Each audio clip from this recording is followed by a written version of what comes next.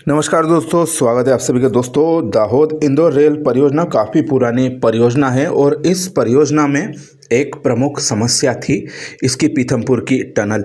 2008 में प्रोजेक्ट स्वीकृत होने के पश्चात 2012 में इसका शिलान्यास किया गया। इसके पश्चात इसका कार्य शुरू हुआ।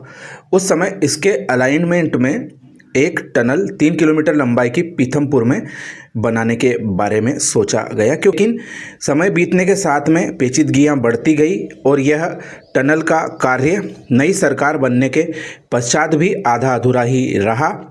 2014 में नई सरकार बनने के पश्चात भी इस परियोजना का जो कार्य है वह केवल 2 सेक्शन, एक दाहोद से कतवारा और राऊ से टिही के बीच में ही पूरा हो सका और दोनों ही सेक्शनों का फ़ायदा आम जनता को नहीं मिल रहा है। फिर भी इस टनल का कार्य, जैसा कि हम आपको लगातार अपडेट देते आ रहे हैं, पूरा नहीं हो पाया क्योंकि जटिलताएं इस टनल के बारे में कुछ ज़्यादा ही थी। हिमालय में टनल खोदना रेलवे के लिए काफ़ी आसान है, परंतु इस मैदानी इलाके में स्थित टनल ने उनके सामने हिमगिरी पर्वत जैसी चुनौती रख दी। खैर, कई बार इस बारे में डिस्कशन हो चुका है, कई बार हम अपनी तरफ से कटु वाक्य रेलवे और एजेंसियों को बोल चुके हैं। खैर, अब यह टनल बनकर तैयार हो चुकी है। काम काफ़ी तेज़ गति से चल रहा है। मीडिया में काफ़ी अच्छी हमें तस्वीरें देखने को मिल रही है, जिसमें कि रेलवे के अधिकारी और विभिन्न हमारे पत्रकार साथी इस परियोजना के कार्यों का दौरा कर रहे हैं। और साथ ही पेपरों में भी काफ़ी पॉजिटिव न्यूज़ें छप रही है। एक पॉजिटिव न्यूज़ कुछ दिन पहले छपी थी कि प्रतिदिन 6 मीटर टनल की खुदाई हो रही है। इसका उल्लेख उसमें किया गया था। उस न्यूज़ की वजह से कुछ प्रबुद्ध लोगों के दिमाग में गणित गड़बड़ाने लगा कि भैया, एक दिन में 6 मीटर टनल आप बना रहे हो तो इसको पूरा करोगे कब? 3000 मीटर की लंबाई की टनल उस हिसाब से 500 दिन में पूरी होगी, यानी कि करीब 1.5 साल से अधिक वक्त लग जाएगा। यह बात उनके द्वारा विभिन्न सोशल मीडिया प्लेटफार्मों पर कही गई कि इस टनल को बनाने में आप इतना समय लगा दोगे, यह किस तरह का आपका गणित है और आप कह रहे हो कि मई जून में सेक्शन खोल दोगे। इसका सवाल उन्होंने ट्विटर पर किया, लेकिन आला अधिकारी इसके बारे में जवाब देने से बचते रहे। हाल ही में एक और अखबार में इस बारे में स्पष्टीकरण के साथ में खबर छापी है कि पहले एक मशीन काम कर रही थी 6 मीटर, अब आने वाले समय में 5 मशीनें कुल मिलाकर काम करेगी। 4 और मशीनें इसके लिए आने वाली है, जो कि यह टनल की फिनिशिंग का कार्य करेंगी। और इसमें जो कार्य चल रहा है वह पानी का रिसाव रोकने के लिए जेंट्री मशीन के माध्यम से वाटरप्रूफ जियो टेक्सटाइल और मेम्ब्रेन का कार्य किया जा रहा है।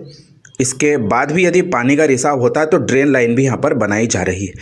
शुरुआत में एक 6 मीटर की जेंट्री मशीन के माध्यम से हर दिन 6 मीटर हिस्से में फिनिशिंग का काम हो रहा है, लेकिन इस गति से काम होता है तो जैसी कि चिंता जाहिर की तो साल भर से भी अधिक समय लग जाएगा। इसलिए 6 मीटर की एक अन्य जेंट्री मशीन और 12 मीटर की 3 अन्य जेंट्री मशीन जल्द शुरू की जाएगी, ताकि यह कार्य मार्च अप्रैल तक पूरा किया जा सके। और ट्रैक डालने की शुरुआत हो चुकी है। हमने बेलास्टलेस ट्रैक की तस्वीरें आपको परसों दिखाई थी, आप उसका अवलोकन कर सकते हैं।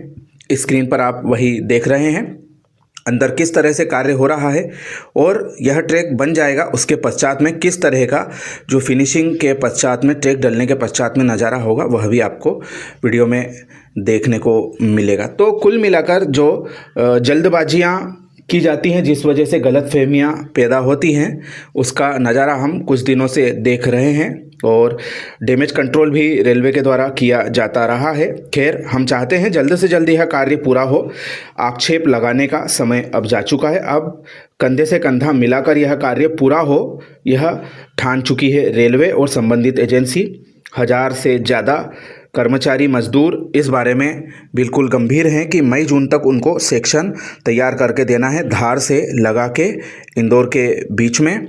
और उम्मीद यही है कि अगले वर्ष हमें इस सेक्शन में ट्रेन की सीटी सुनने को मिलेगी, जिसमें हम सभी सफ़र करके इधर से उधर जा सकेंगे। काफ़ी पुराना यह सपना है। में की गई गलतियों का खामियाजा पश्चिम रेलवे को इस परियोजना का बार बार अलाइनमेंट परिवर्तन करना पड़ा, क्योंकि आपने देखा है इस परियोजना में शुरू में पीथमपुर की टनल जो कि अनावश्यक थी वह बनाई गई। महज कुछ करोड़ रुपए बचाने के लिए यह अलाइनमेंट सुरंग से होकर गुजारा गया और उसकी वजह से कितनी देरी इस परियोजना में हुई यह बताने की ज़रूरत नहीं। इसके पश्चात में खरमोर अभ्यारण्य वाला मामला आया, उसकी वजह से वह विवाद अभी तक नहीं सुलझ पाया है और बीच में एक बार अलाइनमेंट इसका तिरला के पास से बदल दिया गया और उसकी वजह से भी देरी इस परियोजना में अब भूमि अर्जन करने की वजह से हो रही है। टेंडर खुल चुके हैं परंतु अभी उस सेक्शन का काम शुरू नहीं हुआ है, परंतु अब उम्मीद है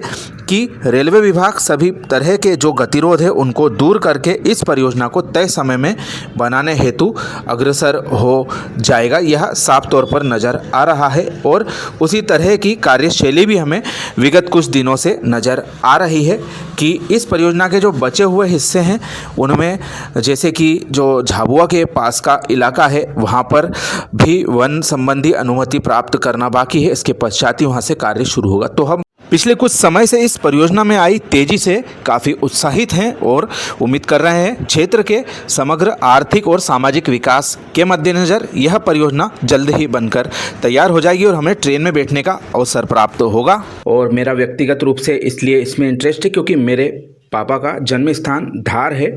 मेरे दादाजी पीएचई विभाग में कार्यरत थे।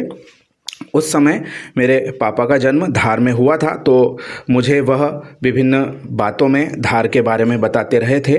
तो मेरा बचपन से जुड़ाव धार से है और जब रेलवे की यहाँ पर बात आई रेलवे लाइन के बारे में तो भी मेरा इंटरेस्ट इस परियोजना के साथ बढ़ता गया।